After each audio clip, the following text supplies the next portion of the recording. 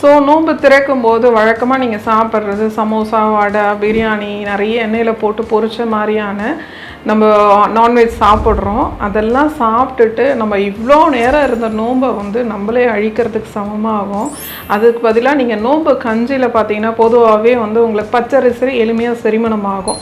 அதோடு நீங்கள் வந்து ஜீரகம் போடுறாங்க, பூண்டு, அதே மாதிரி காய்கறிகள், சின்ன வெங்காயம் சேர்க்கறது, தேங்காய் பால் இதெல்லாம் மிக்ஸ் பண்ணி நீங்கள் ஒரு நோன்பு கஞ்சி எடுத்து சாப்பிடும்போது உடல் முழுமையாக ஆரோக்கியம் கிடைக்கும்.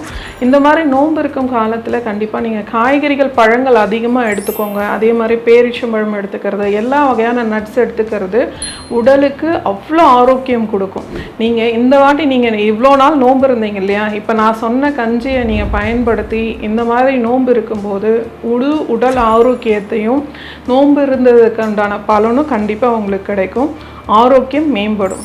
ஃபாஸ்டிங் வந்து முக்கியமாக வந்து சொன்னதுக்கான காரணமே என்னன்னா உங்கள் உடல் ஆரோக்கியமாக இருக்கிறதுக்காக மட்டும்தான்.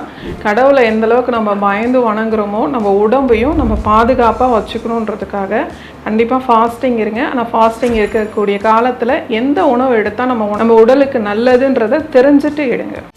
Newspeak 7 around you.